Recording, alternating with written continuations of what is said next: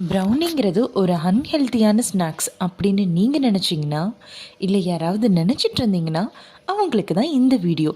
So நம்ம இன்றைக்கி ஃபஜ்ஜி ஸ்கொயரில் செஞ்ச ப்ரௌனி பார்த்தீங்கன்னா, வரகரிசி ப்ரௌனி.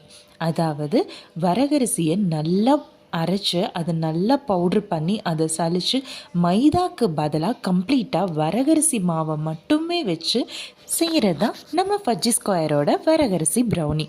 ஸோ இதுவும் அதே மாதிரி தாங்க. எனக்கு ஸ்வீட் சாப்பிட்ணும், ஆனால் அதுவே எனக்கு ஹெல்த்தியாக இருக்கணும், அது ஒரு ப்ரௌனி ஃப்ளேவரில் நான் ட்ரை பண்ணி பார்க்கணும் அப்படின்னு நினச்சிங்கன்னா, கண்டிப்பாக அப்படி நினைக்கிற எல்லாத்துக்குமே ஒரு பெஸ்ட் ஆப்ஷன் நான் சொல்கிறது என்னென்னா, மில்லட்ஸில் ப்ரௌனி ட்ரை பண்ணுங்கள். ஸோ ஒரு தடவை நீங்கள் இந்த மில்லட்ஸில் ப்ரௌனி ட்ரை பண்ணிட்டீங்கன்னா, ஐ எம் டேம் ஷோர் நீங்கள் அதுக்கடுத்து இந்த மைதாவில் எனக்கு ப்ரௌனி பண்ணி கொடுங்கன்னு நீங்கள் கேட்கவே மாட்டீங்க.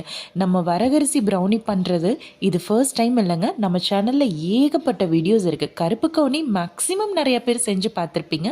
ஆனால் வரகரிசி கொஞ்சம் லிமிட்டடாக தான் செய்வாங்க. ஆனால் நம்ம ஃபஜ்ஜி ஸ்கொயரில் நல்லா மூவ் ஆகிட்டுருக்கிற மில்லட்ஸில் இதுவும் ஒன்று. ஆஃபரையும் மிஸ் பண்ணாது.